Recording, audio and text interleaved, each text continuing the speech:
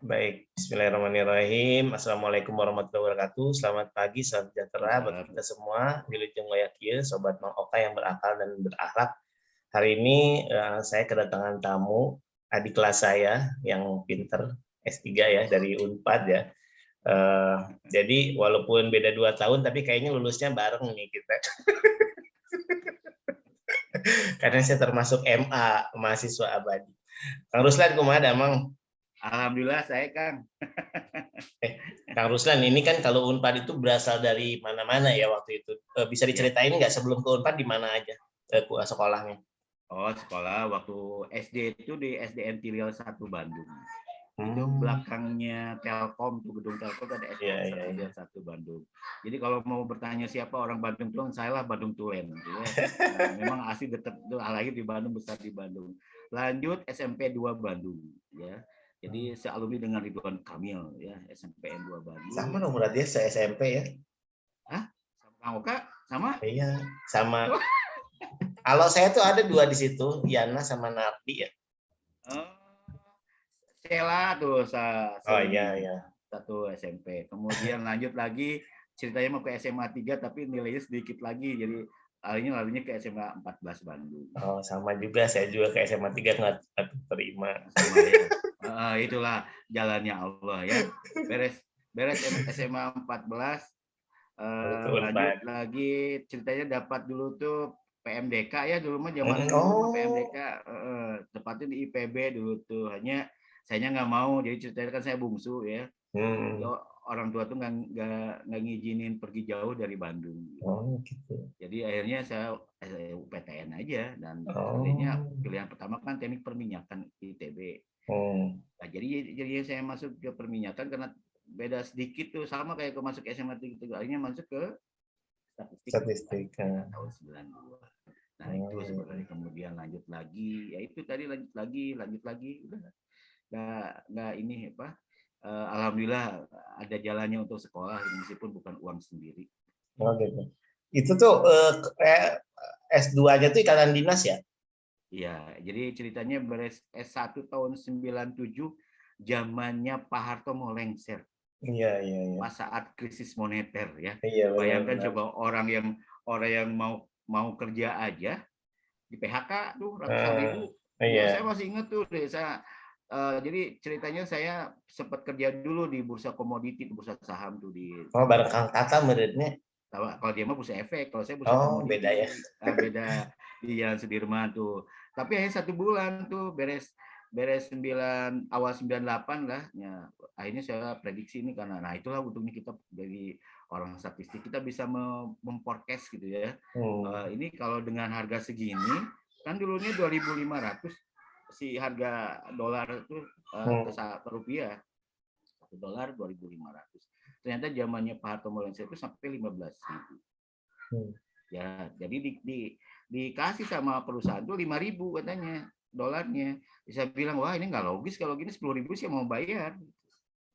Nah, dari hasil itulah dengan keluar sama pas Hmm. awal Februari pulang ke Bandung tuh ceritanya tuh nanya sama mama dan makanya itulah doa orang tua ya Hmm. apalagi ibu ya ibu tuh Hmm. wah itu mama betul jadi ketika saya datang ke Bandung balik lagi saya bilang sama mama saya mah saya mau sekolah lagi mah S2 ada duit di mana ya duit dari mana tuh kata dia Hmm. jadi saya bilang begini aduh saya mau sekolah nih mah tapi banyaknya yang di PHK kita mau masuk juga setengah mati lulusan ITB aja pada nganggur gitu ya karena zaman Hmm. itu zamannya susah orang masuk kerja. Hmm. Nah, itu doa mama langsung ngomong begini sambil nyuci piring. Didoakan sama mama, kamu dapat di malah Beasiswa. lagi ngomongnya bukan beasiswa. Kamu sekolah tapi dibiayain, dikasih uang jajan dan dikasih langsung NIP. Walah, orang masih sekolah kamu mata percaya sok tunggu betul. Jadi itu bulan Masya Februari saya Allah. ngomong begitu. Maret tuh ada di selebaran di pikiran rakyat tuh kalau di Bandung mah kan ada pikiran rakyat ya Hmm. orang tuh. Yang 1 hari itu sih ini kalau dibutuhkan untuk dosen PNS disebarkan seluruh Indonesia nih pertemuan. Nah, harinya tuh terlalu ini ya namanya tuh terlalu ini dengan kompetensi keilmuan ya saya mesti statistik memilihnya. Nah, statistik hanya Hmm. dibutuhkan di Unhalu, Kendari, Cendrawasih sama Cendrawasih Papua ya, sama Maluku tuh kalau Patimura. Kang Aris mah terang Kang Aris Budiman. Iya. Kang Aris maka eta ka Maluku, saya ke Kendari. Lah Aris itu bukannya di Pemda Bandung? Betul, saya tahu betul itu Kang Aris teh. Jadi jadi sama kayak saya, kita lolos tuh berdua dengan Kang Aris tuh berdua. Kang Aris mah karena zaman itu tahun berapa ya, 99 kalau nggak salah, zamannya kerusuhan di Ambon. Nah, akhirnya dia bukan keluar ya, jadi ikatan dinasnya ini apa nggak bisa dikerjakan ya, akhirnya diokekan. Nah, makanya terjamin di Pemda sekarang, kerja di Pemda dan jadi pejabat kepala bidang dinas transportasi bagian dinas perhubungan bagian ini kereta api Jawa Barat ya. Itulah saya ngerti betul prosesnya seperti apa. Jadi satu samalah doa orang tua mah yang mesti kita minta ya. Biasanya apalagi ini. Nah, akhirnya pas mama saya mau meninggal tuh, saya masih ingat tuh. Tahun berapa tuh? Tahun 2001 pas mau beres tesis ya. Jadi cerita tesis itu banyak perjuangannya itu ya. Mama saya meninggal. Nah, saya ingat mama saya makbul doanya. Mah, itu masih di ICU tuh. Mah, doain saya mau jadi dokter ini, saya mau keluar S3. Hei, kamu mah katanya, selesaikan eta dulu, eta S2. Mau hese kayak gila cerna kamu GS dulu. Betul ya. Nah, jadi selesai S2 kerja dulu di Kendari, beberapa tahun kemudian langsung, dan ya alhamdulillah sih saya lulusan pertama dokter statistik di ITS Surabaya. S2 itu di IPB. S3 di ITS. Statistik ITS. Oh, berarti ini ya benar-benar statistik, dan selalu statistik ya? Iya, semua statistik semua. Tapi keuntungannya apa? Iklim akademis itu bisa tahu kita. Iya, benar. Seperti apa, di IPB seperti apa, sama di ITS seperti apa, meskipun sama statistiknya. Kan kalau katanya nggak, nanti koreksi ya. Kalau di Unpad itu kan terlalu murni ya, statistik murni. Kalau yang ke ITS atau itu kan lebih ke terapan katanya ya. Iya, Pak. Unpad itu kalau saya pahami itu setengah-setengah. Teorinya setengah, applied-nya setengah. Yang dulu ya, zamannya dulu, nggak tahu yang sekarang. Saya pas zaman saya kuliah. Jadi saya bisa ngebandingin tuh. Jadi kalau model linear, kalau ketat masuk ke arah teoritis semua. Aplikasinya kebanyakan kan ke ekonomi. Unpad itu. Iya. Jadi kalau saya lihat banyak cenderungnya ke arah ekonomi. Gitu. Meskipun Pak almarhum Pak Septiadi kan ke arah genetik ya. Gitu. Nah, saya masih ingat tuh ya. Jadi pas masuk S2 ke IPB itu lebih ke arah aplikasi. Jadi teorinya ada, tapi aplikasinya diperkuat. Nah, kecenderungannya kan banyak ke rancangan percobaan tuh, pemodelan gitu ya. Nah itu yang akhirnya satu sisi kita jadi tahu iklim akademis tiap universitas yang prodinya statistik, keduanya nambahin banyak temen. Kalau satu Unpad S1 itu kata kene gitu ya. Nah kalau kita lanjut S2 S3 itu dengan universitas yang lain, itulah gunanya kita kuliah ya di berbagai universitas, kita dapat teman baru yang akhirnya banyak teman tuh dari Aceh sampai ke Papua. S2 tesisnya apa? S2 itu penerapan metode partial square pada artificial neural network. Itunya. Jadi jaringan syarat tiruan kepada metode PLS partial. Benar-benar aplikatif ya? Iya, jadi tapi ada kedudukan teorinya ada. Kemudian teorinya ada, buat program sendiri, running program, data ada. Hanya kesulitannya kan zaman dulu mah laptop can ayahnya. Internetnya buat pustaka itu setengah mati. Iya. Itu sampai 6 bulan kerjaan program teh. Ya, 6 bulan, bayangin 6 bulan hanya program doang tuh, belum turun teori. Itu kan sebelum program kan buat turunin teori. Iya. Itu dibuat algoritma, baru sintaks, baru buat programnya. Nah, itu program gede bulan. Salah hari, wah stres ya. Udah gitu ibu mau meninggal gitu S2. Jadi kitanya banyak jadi gini, ketika kita sekolah ya, ini mah buat semua aja. Jadi bukan masalah internal yang kita hadapi, internal itu kayak buku gitu ya. Saya mah yakin semua orang bisa itu asal mau. Ya. Tapi masalah eksternal itu yang kadang orang tidak sanggup. Eksternal kumaha tadi kan? Ya seperti kayak mama saya sakit 1 tahun. Oh, oke. Itu kan menguras emosi, menguras Iya, ini. benar. Kemudian ya masalah misalkan kayak saya dulu ada hubungan dengan seseorang sampai bubar, gitu ya, meskipun sudah tunangan, itu kan merusak ini sebenarnya apa konsentrasi kita ke pendidikan. Kemudian ya masalah lain banyak ya yang di luar akademisnya. Nah, kebanyakan orang-orang itu nggak sabutnya di eksternal. Yang akhirnya di DO lah. Iya, iya. Karena nggak fokus di kuliahnya.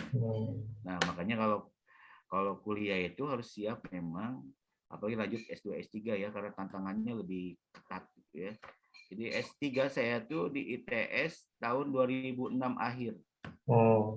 2006 akhir, bagi pas awal masuk itu 2007 itu awal Januari semester 1. Disertasinya apa? Disertasinya itu, aduh jadi lupa deh namanya. Ya. Rancangan optimum ya pada mikstur eksperimen dan optimasi si responnya. Jadi optimasi multi respon. Berarti spesialisnya Kang Ruslan tuh di ini ya, di Rancop kayaknya ya? Rancop ya sih. Di Kalau desainnya. S3-nya mah saya emang nggak bilang spesialisasi sih karena saya juga masih banyak belajar. jadi kalau spesialis berarti wah udah hebat, berarti enggak, saya masih banyak belajar ya, karena ilmu semakin lama kalau kita nggak ngikutin ya makin tertinggal ya. Contohnya ya dulu Kak Oka kan dulu pernah nggak belajar kan pengaruh spasial lokasi, nggak ya dulu ya, kita nggak belajar ya. Enggak. Jadi misalkan antar kabupaten ternyata ada pengaruhnya lokasi itu ya. Nah, dulu Ya, kita ya. belajar. Nah, sekarang ada GWR, Geographic Weighted Regression. Ya, makanya itu ternyata pengaruh lokasi itu ada ternyata. Nah, misalkan tentang penyakit, itu bagaimana migrasinya kan kelihatan tuh ada pengaruh lokasinya. Nah, kalau kita nggak ngikutin susah. Jadi kalau mau dibilang spesialisnya enggak, saya nggak mau bilang karena masih banyak yang harus dipelajari. Jangan sampai mahasiswa lebih hebat dibanding dosennya. Tapi nggak apa-apa tuh. Tapi kan enggak, saya juga itu ya, terus terang aja, saya tuh kesadarannya tuh agak terlambat ya. Artinya sebenarnya kan saya kemarin ngobrol juga sama Kang Tata. Jadi bahwa statistik itu kan tools ya. Sebenarnya dia tuh perlu ilmu-ilmu fundamental lainnya. Misalnya kayak saya di keuangan nih, saya tuh harusnya rajin baca-baca buku ekonomi, baca ini gitu yang untuk memperkuat. Nah saya tuh dan akhirnya juga karena saya juga di treasury ya, di treasury di keuangannya tuh yang sifatnya tuh kayak ibaratnya lebih ke banyak ke prosedur dibandingkan kebijakan gitu ya. Saya tuh nah sekarang tuh justru challenge-nya itu bagaimana si prosedur itu justru dipengaruhi kebijakan-kebijakan yang supaya tadi berpengaruh terhadap kesejahteraan masyarakat lah gitu kan. Itu kan perlu data-data kan sebenarnya gitu. Jadi terus terang aja saya tuh agak terlambat. Munti baheula sekarang kan lagi booming tuh yang data analitis itu ya. Yang saya data scientist namanya. Data yang analytical data yang katanya 3 itulah ya, statistisinya, terus probis sama si komputernya si IT-nya kan. Betul. Gitu kan. Dan saya tuh nggak ketiga-tiganya gitu. Jadi kayak sekarang tuh aduh ini sebenarnya statistik kumaha, itu kan statistik. Iya, tapi kan saya udah banyak lupanya. Jadi dulu nggak ahli, sekarang udah banyak lupa. Bohong, suka bohong. Jadi enggak. Ya sebenarnya gini Kak ya, pengalaman saya itu mengajar. Kenapa saya mau ngajar banyak? Satu sisi saya ingin banyak teman. Keduanya saya ingin dapat ilmunya dari berbagai bidang. Yes, ya. Contohnya statistik farmasi. Jadi bagaimana mensinkronkan atau mengimplementasikan statistik di farmasi. Nah, orang farmasi nggak akan ngerti kaidah-kaidah statistik. Mereka hanya toolsnya aja yang dipakai. Tapi orang statistik metodologi yang dia pegang. Jadi statistiknya bukan tools, metode. Ya, kenapa metode? Karena kita ngerancang tuh, Kang Oka. Misalkan lagi nih ya, survei misalnya kayak Kang Oka bisa melihat indikator apa yang mesti berpengaruh terhadap si misalkan Y-nya itu pada beresponnya. Kan kita perlu indikator nih. Nah, indikator itu kumaha carana, kita bukan orang statistik. Makanya saya ngajar di MM, ngajar di ekonomi, dapat kalau ngajar, oh berarti kalau manajemen keuangan seperti ini statistik ini yang perlu dipakai. Masuk ke manajemen pemasaran, ini statistiknya yang dipakai. Masuk lagi manajemen SDM, sumber daya manusia, ini yang mesti dipakai. Ya, ternyata apa? Ada ciri khas tertentu yang akhirnya kita bisa, oh ini manajemen pemasaran kayak begini nih, gitu. Karena asal tahu memang nyelupin diri ke kasusnya. Iya betul. Ya kayak tadi Kang Oka bilang, kita kan perlu data. Ya. Kalau data sembarangan nggak bisa. Artinya data itu bisa mengukur berdasarkan indikator yang memang kita butuhkan. Iya. Itu sebenarnya. Kemudian masuk lagi ke mana teh? Kesmas, ngajar di Kesmas. Nah, apa aja? Nah, masuk ke kedokteran, apa aja? Supaya gini ya, kalau orang statistik belajar statistik aja, ini masing-masing punya jalan tersendiri. Jalan ini statistik. Ini misalnya nih anak kesehatan masyarakat. Ya orang kesehatan masyarakat memandang statistik sebagai tools aja. Nah kalau kita ini bagaimana menempatkan sebagai metode. Nah kalau metode berarti butuh ngerti betul nih kasus yang ini. Bagaimana caranya buat jembatan nih. Nah yang jembatan ini yang mahal sebenarnya itu. Karena ini kita tahu ini begini nih solusinya. Nah, ternyata indikatornya kayak begini loh nanti ya kalau misalnya ke Kesmas, banyaknya ke epidemiologi. Ini berarti bahasanya kayak gini nanti, bagaimana cara ngerancangnya. Nah, ada temen yang sekarang lagi di S3 di Thailand ya. Saya berusaha, karena dia minta bantuan, ya saya berusaha mengarahkan bagaimana cara merancang datanya. Kemudian sampelnya seperti apa, teknik samplingnya seperti apa, supaya apa? Supaya dia ditahu ketika menggunakan sampel ini, maka akan ada kesulitan yang harus dihadapi di lapangan. Ini solusinya. Nah, gitu. Nah itu kan sebenarnya bukan orang statistik. Nah, kau bisa tahu karena kita pelajari indikatornya. Jadi kalau dibilang statistik tools itu kalau menurut saya kurang bermanfaat. Gitu. Padahal itu metode hanya penelitiannya kuantitatif ya, bukan kualitatif, tapi penelitian kuantitatif yang berbasis data, gitu. Data kuantitatif. Itu sebenarnya Kang Ruslan dari dulu passionnya emang ngajar atau tadi karena keadaan aja?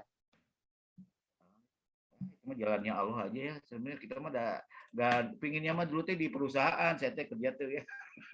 Saya beres S1 mau lanjut ke Jakarta. Ini kan di PHK tadi itu banyak orang di PHK-nya ini sempat keterima di Jogja Department Store tuh dulu ya tahun 96. Bagian HRD, Human Resource Development tuh ya. Nah, tapi ya banyak kendalanya saya hanya belum ini. Itu masih saat skripsi itu udah diterima tuh hanya ditunggu sampai Agustus. Ternyata nggak diizinin sama Allah tuh. Saya lulus bulan November tuh beda berapa bulan tuh. Ya, udah janjian sih kalau Agustus nggak lolos, belum skripsi beres, sok katanya ini. Nah, saya bilang, nah pas saat ya tadi di saat peluang kerja susah, ini kita pilih sekolah. Nah, tadinya itu saya bukan mau, nah itu niatnya udah nggak bener ya. Saya tuh mau dapat beasiswa itu bukan mau jadi dosen. Saya pengen dapat S2-nya, pengen dapat ini yang tambah banyak. Kerjanya di perusahaan di Jakarta. Nah, ternyata Allah menakdirkan lain supaya saya nyebarin ilmunya gitu. Ya saya lihat tuh Kang Ruslan itu kalau menurut saya ya, kalau ini pribadi keras banget sih. Saya kan juga pernah jadi dosenan di ASPI ya. Jadi artinya gini, kalau saya menerapkan apa yang Kang Ruslan kita baru dah mau lulus gitu. Tapi kalau Kang Ruslan itu kayaknya agak strength itu gimana ininya solusinya biar pasti kan ada apa istilahnya tuh jalan tengah ya. Kalau strict aja pasti mau lulus atuh. Betul. Jadi gini. Jadi ketika kita mengajar itu di awal perkuliahan kita jangan langsung ke materi. Bagaimana kita memberikan motivasi ke mahasiswa, memberikan aturan permainan yang kayak begini, fungsinya buat apa, tujuannya adalah yang paling Anda mesti garis bawahi adalah gelar itu adalah yang mesti dipertanggungjawabkan secara moral.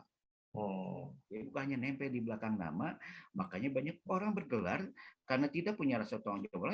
Nggak ini. Nah, makanya mendingan cari ilmunya dulu. cari ilmunya dengan baik supaya gelarnya ngikutin. Dan kalau ilmunya udah dikuasai pasti lulus terus kan begitu. Nah, keduanya yaitu tadi sih Kak Oka ya, kita kan memberikan kebijakan. Artinya misalkan kalau saklek teuing mah tidak terlalu juga. Jadi itulah gunanya sebagai pendidik, bukan hanya sebagai pengajar aja. Kita menempatkan diri posisinya seperti apa. Aturan harus. Nah, kayak sekarang ada ini kesulitannya begini, oh kasih kita kebijakan nih, kebijakan. Tapi tetap ada konsekuensinya sebagai pembelajaran buat yang lain. Ya, jadi jangan terlalu saklek juga. Memang saya dianggap killer sama mahasiswa ya. Ini dosen killer ini. Tapi ketika mereka menyatakan di saat kuliah saja, saat mereka sudah selesai baru mereka rasakan manfaatnya itu. Iya. Disiplin. Kenapa ditarget kuliah tidak boleh jam 7 misalkan jam 8 harus masuk, telat 5 menit tadi sudah keluar. Saya bilang, Anda tidak tahu lah kerja di perusahaan. Ya, tempat saya dulu kerja itu malah jam 8 itu. Ini sama udah setengah 7 udah ada di ruangan. Kenapa? Karena pasti banyak yang harus kita hadapi. Saya bilang kita bersiap diri dulu. Coba kalau kita terlalu terengah-engah sama dengan Anda, apalagi kuliah, materi tertinggal, apalagi statistik ya, kan ada step by step. Iya. Misalnya statistik deskriptif, nggak mungkin langsung search inferensia, ya deskriptif dulu gitu. Mendeskripsinya tidak pernah terkuasai, langsung tiba-tiba muncul inferensi. Nah, ini rata-rata naon pasti variansi kan gitu. Nah, makanya saya jelasin. Jadi yang saya ajar itu jangan yang reguler, yang S2 atau DMM pejabat semua, Kapolres, anggota dewan. Awalnya mereka nggak percaya kalau saya dosennya, karena mungkin mukanya tidak meyakinkan.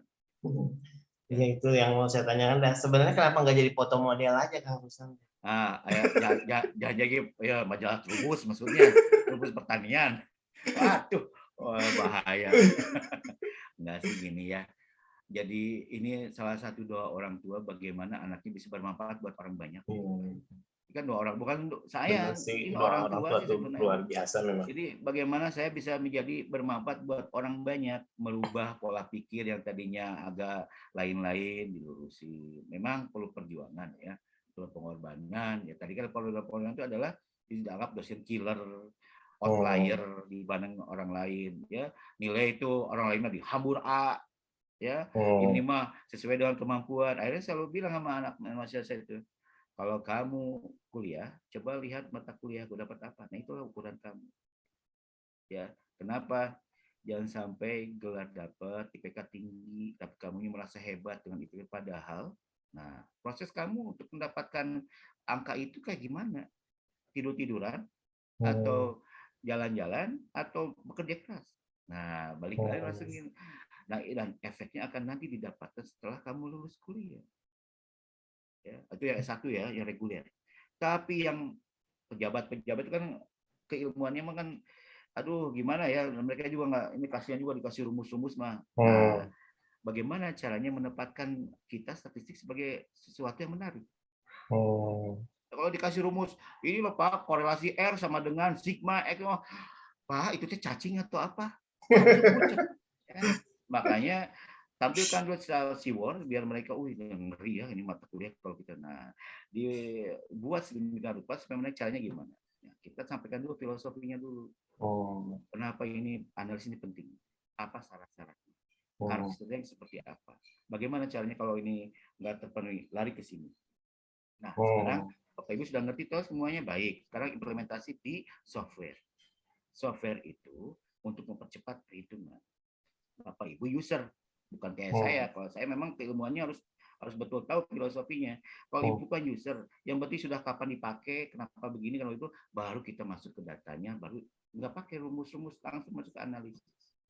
Analisis pakai software, baru diinterpretasikan. Nah, akhirnya tertarik semua. Nah, itu dipakai ternyata sama mahasiswa saya yang pejabat-pejabat itu untuk menganalisis kebijakannya. Jangan sampai, saya kan sampaikan begini. Kenapa statistik penting dipakai? Karena jangan sampai Anda menentukan kebijakan tapi tidak sesuai dengan apa yang dibutuhkan di lapangan. Bagaimana caranya? Anda petakan dengan data. Saya bilang, datanya yang benar tapi jangan data ABS asal Bapak senang. Karena kalau udah ABS susah. Jadi kualitas dari analisis akan akurat sehebat apapun saya analisis. Tapi kalau datanya data sampah, tetap luarannya sampah. Oh, Jadi urgensi orang statistik itu adalah mengawal data itu valid dan reliable. Data itu benar. jangan jadi statistik ya. Oh, jadi statistik jadi listrik teh. Kang Ruslan ini nih, dengan fenomena ada yang ada sekarang, kan Pak Ruslan juga ini ya, Kang Ruslan apa namanya, ahli pemodelan lah ya. Sementara kan juga banyak Model yang now, model ini, model bukan masalah trupus, bukan. bukan pemodelan dalam artian kan kita bicara kayak rancangan percobaan atau apapun Nah, itu kan ya. sebenarnya gini, kalau yang software-software yang ada itu kan sebenarnya general, ibaratnya itu dia itu fabricated ya, artinya kalau pakaian mah SML lah ya, pokoknya kalau kecil pakai S, kalau sedang pakai M. Sebenarnya kan di ilmu statistik itu kita belajar model linier, model regresi, ada permodelan sendiri gitu ya. Nah, sebenarnya menurut Kang Ruslan ini apa namanya, hal itu tuh mencukupi nggak sih sebenarnya software-software sekarang dengan apa namanya pemodelan-pemodelan yang ada gitu, atau memang masih perlu di adjust lagi atau apa? Baik. Nah, kalau dulu mah kita mah software-software yang ada kan kita tahunya SPSS, Minitab ya, Minitab, terakhir SAS lah ya, pas ya, namanya kita mau keluar baru muncul si SAS tuh ya, ya, kalau masuk. Nah, semua itu ada. Jadi kalau pabrikan itu biasanya kan dia tinggal pijit-pijit aja. iya benar. Jadi ketika ada perkembangan suatu keilmuan atau metode statistiknya nggak terakomodir nih jadinya. Akhirnya buat versi ya tujuannya itu tadi kan salah satu strategi pemasaran kalau itu mah ya. Nah, bagaimana caranya perkembangannya konsep? Nah, sekarang ada yang namanya open source software ya. Kayak R, Python, ya, itu kan bisa dibangun dari teori yang ada kita buat runningnya si programnya. Program kita buat berdasarkan teori. Jadi apapun teorinya kalau dia sudah paham tentang langkah-langkahnya, ya buat bahasakan dalam bahasa pemrograman, running selesai. Itu. Jadi bukan lagi masalah. Sekarang kalau asalkan dia tahu aja teorinya. Oh, jadi sebenarnya justru udah ketemu ya. Artinya walaupun dia fabricated, tetapi sebenarnya sangat apa namanya sangat mengakomodir pemodelan itu sendiri ya. Iya, Kalau dulu betul. kan sebenarnya ibaratnya ya tadi tinggal masukin data, Corolla keluar kan, tinggal Oh, diinterpretasikan. Sementara operasikan. kalau sekarang itu memang justru dibikin modelnya sama kita ya. Iya, jadi kita kayak gini ya, kayak saya S3 ini ya. Kan kita mesti ada keterbaruan ya. Jadi originalitas itu kan penting dalam S3, apapun bidang ilmunya. Jadi apa pembedanya dengan orang lain? Ada yang sama, nah lari lagi, loncat lagi, asal tanya melurus, karena udah pas perjalanan ada yang sama, lari ke sini. Supaya jadi pembeda. Nah, berarti kan harus kita paham teorinya, paham sintaksnya ya, bahasa pemrogramannya kayak gimana. Ya ini ya udah tadi. Jadi mau nggak mau kita mesti ngembangin. Nah, yang sekarang kan dipermudah dengan namanya kalau kayak program-program kayak kita sebut kan itu ini ya bayaran ya, komersil ya.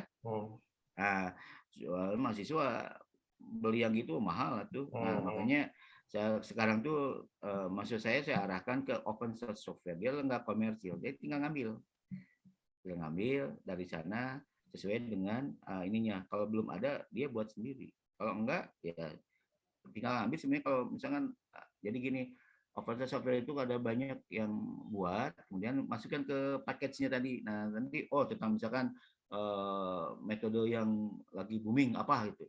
Mereka udah ada yang buat tuh si ini tuh dari luar tuh, masukin ke Airsoft, tinggal ngambil kitanya, pelajari seperti itu. Tinggal Nah, kalau dimodifikasi lagi. sesuai datanya lah gitu. Nah kalau nggak ada, mau nggak mau mesti kita buat. Tapi kan ada tuntunannya kita buat si programnya tuh.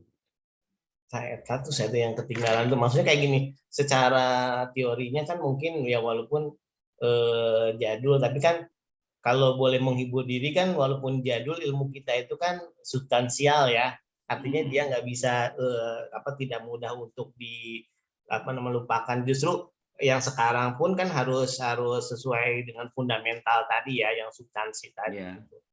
Cuman ini ngejar ketertinggalannya seperti apa harusnya. Jadi kalau apakah memang saya cukup menurut pendapat Kang Ruslan ya, maksudnya saya kan nggak mengerti pemrograman. Dulu juga terus terang aja skripsi saya tuh lamanya tuh pasti pemrograman karena dulu Pak Abah tuh minta pemrograman. Aduh saya nggak bisa, nyari orang Sama, juga nggak sama bisa. pembimbingnya sama kita teh. Duluan siapa? Saya pokoknya saya mah loncat. Jadi ceritanya saya masih ingat tuh ya. Jadi waktu bimbingan itu saya kan sering menyusahkan beliau ya. Iya. Jadi datang, Pak mau bimbingan, coret saat kata kurang yang coret yuk dibaledokeun keluar. Keluar panto tuh di dagopat. Itu nyali yang penting sebenarnya dalam kuliah itu. Kalau nyalinya sudah ini ya sudah dia mundur dan banyak senior saya yang dibimbing Pak Iya. Bapak itu beliau itu pada mundur karena treatmentnya memang lain gitu. Iya. Nah, satu prinsip saya sama-sama makan nasi. Dia makan nasi, saya makan nasi. Kalau dia makan besi, saya makan nasi kan. Akhirnya apa? Saya juga bisa. Beliau bisa, masa saya nggak bisa sih? Nah, datang lagi besoknya Pak ini kasih yang cek saha dibere yang alungkeun deui keluar. Waduh, kumaha nah. Akhirnya ketemu metode kalau bimbingan. Setiap apa yang dia pernah belikan, nah kita mesti simpan. Nanti pas saat bimbingan bawa lagi. Karena dosen itu ya saya ngerti. Jadi diajarkannya dengan beliau itu ngajarin saya sebenarnya ya, ngajarin bagaimana cara menjadi mahasiswa yang benar meskipun dalam konteks bungkus yang mungkin orang lain mah lain jelema teh kieu lah gitu. Padahal tidak ya. Jadi pas di saya ini lila-lila kan bosen kalimat pertama turun lagi kalimat dua. Tapi kan lama-lama kamu tuh nggak usah terus sih, saya tuh banyak kerjaan ini. Gini aja, turunkan rumus yang ada tuh jasa dulu ya, jurnal Amerika tuh, Statistical Association tuh. Turun ke rumus, dia bayangkan coba di rumus itu di jurnal itu kan tidak rinci itu si Iya benar. penurunan rumus tuh. Turunkan mana kalau kamu tuh bisa cina sampai kapanpun mau lulus tuh tinggal senior kamu cina lulus. Itu hari Rabu kau ya. Jadi saya kasih ceritanya dulu kenapa penting kita paham teorinya. Dan sebenarnya penting karena mau nggak mau jadi dasar kita membuat program sebenarnya. Kalau program kan bukan program C++ atau bukan, itu udah di RT tinggal ada ini udah ada ininya kok pengantarnya, gampang gitu tinggal ininya, tinggal panggil malu gitu ya. Ya nggak terlambat sih kalau kita mau belajar mah, nggak ada kata terlambat untuk belajar sebenarnya ya. Yang penting mah kitanya mau dan mau. Kayak saya makanya saya mah nggak mau dibilang pakar ya, karena apa masih banyak belajar. Atau dibilang spesialisasinya ini enggak, saya banyak belajar kok. Ya, kenapa kayak tadi? Kalau kita nggak mau mengikuti keterbaruan keilmuan, ya kita akan tertinggal. Makanya buku masih ada belajar. Maka anak saya ngomong, Bapak tuh sudah S3, dosen, ternyata belajar terus. Gimana kita mengimbangi keupdatean keilmuan kalau kita nggak mau belajar? Jadi itu Tapi ya. kelihatan Kang Ruslan berarti udah dapat PMDK itu berarti udah selain pinter memang rajin ya gitu kan. Saya mah terpinter mau Kak.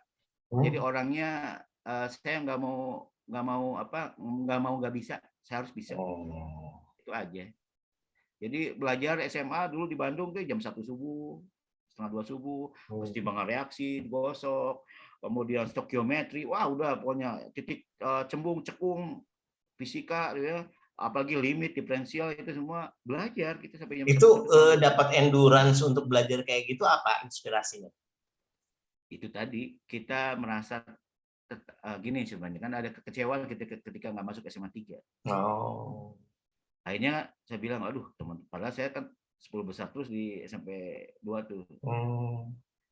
Teman yang di bawah malah masuk SMA 3, aduh orang bodoh berarti. Ditumpahkanlah dengan cara ekspresinya seperti itu. Dendam yang positif ya? Sebenarnya bukan dendam sih, melampiaskan. Ya akhirnya saya juga bisa gitu. Nah sebenarnya kan sama ya. Ketika kita kuliah teknik perminyakan nggak masuk kan saya mau PTN lagi itu waktu tahun 93 itu. Sebenarnya udah minta mama itu 15.000 buat pendaftaran tuh udah ngantri di Pati Ukur ya. Hanya mama saya ngomong gini, Pak, saya mau berangkat tuh dimanapun kamu kuliah, apapun ilmunya, kalau kamu sungguh-sungguh, saya yakin kamu akan bisa sukses. Pas data di Pati Ukur udah ngantri tuh, terngiang-ngiang itu omongan balik lagi langsung pulang. Tadi memilih teknik fisika sama teknik elektro. Tapi karena itu tadi omongan mama saya, akhirnya di situ baru awalnya kan agak setengah hati gitu. Nah, itu sebenarnya kalau kita mau kuliah jangan setengah hati, mesti full, mesti yakin bahwa ilmu yang kita geluti kita adalah memang ilmu yang akan menjadi bawa Apa? kebaikan bawa kebaikan yang bermanfaat buat kita. Itu aja. Ya, pemirsa kudu harus diikutin nih kayak gitu. Alah, Jadi kalau saya tuh gampang ini lah. sebenarnya bikin podcast ini jadi gini, saya tuh memberikan contoh yang salah dan contoh yang benar. Contoh yang salahnya itu saya lah gitu. Alah, saya lagi banyak salahnya kau kan deh. Hanya kan nggak disebutin nanti ya. Banyak salahnya juga. Ya nggak ada yang sempurna Coba manusia aja tuh, Pak. beda 2 tahun tapi bareng, kayaknya wisudanya tuh bareng ya November ya. Wisuda bulan apa? Wisuda mah Freezing bulan November tahun 87. 7. Iya bareng berarti Oh, wisudanya bareng bareng. wisuda Iya. tehnya. Oh, Iya. November 87 foto tuh di itu November 87. Artinya Bayangin aja tuh. Ya, tapi itulah perjuangannya, alhamdulillah. nah, alhamdulillah kan itu aja sih Zaman sebenarnya. dulu S1 harus ngebahas jurnal ya. Ya Oh, Allah. oh, gila mah. Mbak Juna yang buat tuh profesor Amerika. Cip saya orang nu gelo ieu dengan ieu. Oh, yes, Tapi sekarang mah enggak katanya kata Kang Tata enggak sekarang mah. oh enggak Jadi gitu ya. enggak lagi jurnal Bagus. alhamdulillah atau harusnya. Ceritanya Makanya pada tuh cepet gitu kan. ceritanya tuh kan sekarang gini, ada sistem namanya akreditasi. Nah, akreditasi itu suatu prodi akan memiliki akreditasi. Salah satu indikatornya adalah minimal itu ada misalkan berapa mahasiswa persentasenya yang di bawah 4 tahun lulusnya. Jadi ketika dievaluasi, oh ini Oh. dosen ini nih kayak begini, dosen biasanya dikasih pemberitahuan, Pak, kalau kayak begini hancur akreditasinya nggak bisa A. Gitu. Jadi mau nggak mau memang harus dirubah semua itu pendekatannya. Kalau kayak dulu zaman kita kan nggak ada akreditasi dulu mah kita mah Ada meren cuman nggak seperti itu ketat kali. seperti sekarang gitu ya. Ya indikator-indikatornya jadi dari dulu cuma kuantitatif merenya. Kan nanti kualitatif maksud kayak asal kayak penilai gitu datang oh ini gitu Oh kan. enggak bagus itu. Oh, gitu kan. Jadi Cuma ke kan indikatornya kan lobby-lobby jelas. kali ya kalau sekarang. Indikatornya jelas, pakai sistem lagi. Nah makanya mau nggak mau memang harus ada evaluasi dari pihak mengambil kebijakan. Ini ada apa, kendala apa ini? Nah, akhirnya dikasih solusi, begini caranya. Nah ini saya yakin akan berubah karena mau nggak mau satu orang aja bisa ngancurin semua. Kang Ruslan ini terakhir mungkin ya terkait sama Kang Ruslan kan dosen ya, dosen dan pernah jadi mahasiswa ya. Ya. Jadi sebenarnya gini dari dua sudut pandang. Kalau saya ngelihat ya, kayak sebenarnya gini, sebenarnya masih banyak juga yang masih diskusi ini terkait sama link and match ya, link and match antara pendidikan dan dunia kerja ya. Saya terus terang aja waktu di Unpad itu ngerasa tidak punya banyak kesempatan untuk mengeksplor dunia kerja gitu ya. Tapi saya lihat tuh sebenarnya banyak teman-teman itu yang istilahnya diajak lah sama dosen ya, diperkenalkan gitu kan, diperkenalkan sama dosen gitu. Nah, kalau saya melihatnya sekarang itu kayak ada ketidakadilan ya. Artinya kan harusnya semua equal treatment ya. Semua mahasiswa itu mendapat kesempatan yang sama, baik itu pinter atau bodoh atau ganteng atau jelek gitu kan semua itu harusnya sama gitu. Ini kan sebenarnya pengayaan tadi kalau kita ngomongin tentang pendidikan tadi kan itu masih satu pendidikan. Nah, sekarang mungkin Kang Ruslan kan bisa berada di dua sisi itu ya. Mungkin bisa juga ada justifikasinya kenapa dosen misalnya cuman ngajakin orang-orang pinter aja gitu kan. Jadi dia tuh tidak mau juga walaupun sebenarnya saya juga pernah ikutan proyek tapi sebagai pencacah, tapi saya merasa itu juga bermanfaat. Kalau saya boleh GR, sebenarnya adanya skutik itu ya, skuter metik itu kayaknya itu hasil survei saya pada zaman itu gitu loh. Jadi saya itu kan menyebarkan kuesioner ya terkait sama gimana kalau kayak pasar ya, apa sih namanya penjajakan pasar kalau memang ada skuter matic tadi seperti itu. Nah itu menurut Kang Ruslan gimana? Apakah memang itu tuh benar bisa dibenarkan atau memang misalnya gini harusnya mahasiswanya memang yang bisa supaya dia bersikap agar bisa terekrut sama dosen atau memang ya harusnya memang dosennya justru yang saya bilang tadi nuntut equal treatment sama mahasiswa gimana? Sebenarnya dalam proses pembelajaran itu sudah disampaikan ya di kelas kuliah, di ruangan kuliah itu harusnya disampaikan. sama kayak saya tidak akan membedakan satupun dengan yang lain. Ya, ya karena kalau kita pernah dirasakan seperti itu waktu saat kuliah kan nggak enak gitu ya. Nah, bagaimana caranya? Ya tetap sih kompetisinya harus ada, dan reward dan punishment harus ada. Jadi nggak kita udah ngasih, yang penting sama menyampaikan persepsi dulu mereka.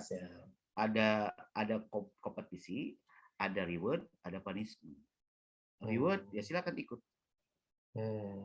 Karena kalau proyek itu kan butuh orang yang punya kualitas bagus. Nah, kalau yang di bawah mesti kita didik lagi kan habis tuh waktunya, udah bukan kuliah. Nah, itu kalau saya dari sudut pandang saya waktu itu ya di mahasiswa. Makanya salah satu ketertarikan dosen adalah pasti memilih-milih yang memang punya potensi untuk bisa terlibat gitu. Kalau misalkan, berarti memang sama ya. Kalau saya sih di kuliah juga sama, saya akan libatin semuanya. Ya, maaf ya kalau lagi survei gitu ya, sok siapa yang mau ikut, nah silakan gitu aja. Enggak pernah kamu ya, kamu enggak, siapa mau ikut. Nah tapi ditanya komitmennya, kamu sebegini, segini. Kalau oke lanjut, kalau enggak usah, itu aja. Iya benar. Ya bagus lah, mudah-mudahan tidak ada perasaan, ya mungkin sih kan sebenarnya perasaan apa sih namanya inferiority complex saya aja gitu. Artinya mungkin juga secara tidak langsung dosen-dosen kita juga seperti itu sebenarnya. Artinya kan dia kalau kamu kompeten pasti diajak gitu kan, cuman ya mungkin saya juga yang tidak mendengar atau tidak menangkap informasi itu ya, jadinya seperti itu. Bukan sama itu mah pancingan Kang Oka aja biar saya ngomong, lah saya tahu itu. Nah, terkait proyek-proyek nih sebagai dosen ya, dosen itu sebenarnya juga dia itu bisa sangat berpengaruh. Kalau sekarang saya di tempat saya nih ya, kita itu malah melibatkan dosen selaku expert ya. Jadi ini kalau pengalaman Kang Ruslan bekerja sama dengan pemerintahan ya, baik itu Pemda maupun kantor pusat, seperti apa? Ya baik. Jadi ceritanya kita ada SP online tuh, assessment online kemarin tahun 2020 ya. Itu kan kita dari kita kan ada namanya Porstat tuh, ya, Forum Penyelenggara Pendidikan Statistika seluruh Indonesia.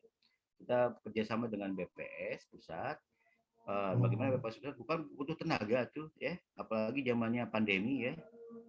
Pandemi suruh survei penduduk lagi, kumaha nggak bisa tatap muka karena kejadian. Nah, makanya sebenarnya kita kita bukan menawarkan diri ya. Ketika kita dikasih, ya kita terlibat dong dalam total gitu. Apalagi ini terkait dengan, kalau saya sih ngomongnya begini ya, kita jangan cari duit. Kemaslahatan ya. Kita mah bagaimana kalau dulu zamannya penjajah orang berjuang dengan bambu runcing dan nyawa, ya kita korbankan tidak dengan darah tapi dengan bagaimana kita bisa memberikan kontribusi buat negara itu aja. Nah itu jadi saya titik beratkan ke mahasiswa juga begitu. Udah biar dapat ilmunya, biar dapat pengalamannya, kapan lagi membuat proyek dari secara nasional kayak gini. Jadi totalitas dan betul ujung-ujungnya kan orang ngasih reward juga mungkin ini. Tapi jangan lihat duit dulu, itu aja kalau saya ya. Itu terkait dengan usaha. Yang di Pemda juga sama. Kita kerja totalitas dulu, bagaimana seorang akademisi bekerja gitu. Kalau udah mikir duit dan duit mah susah ya, ini duitnya kurang, saeutik ambung gitu. Itu aja. Asalkan kita sudah menyatakan iya, harus tuh komit dengan apa yang kita ucapkan iya. Itu dan di mahasiswa juga sama. Baik. Aduh, hatur nuhun ya, sudah kayaknya mau azan ya di sana ya di Kendari. Kita cukupkan saja ya. Nanti mungkin di kesempatan lain ada topik khusus lah kali, atau saya mau ngajak Mas Tio, saya ngajak Kang Tata, mungkin banyakan ya, jadi artinya ngobrolnya bisa saling isi ya gitu ya. Kayaknya seru nih bagaimana sih sebenarnya statistisi ini berperan di pemerintahan nih gitu kan. Jangan cuma jadi stempel malah ya, jadi di belakang gitu. Tapi kita bisa mensupport sebuah bisa mengawal ya untuk suatu kebijakan yang lebih baik lagi. Baik, hatur nuhun pisan Kang Ruslan ya. Jadi mudah-mudahan sehat selalu ya. Salam support keluarga. Saya tutup ya dengan rekaman.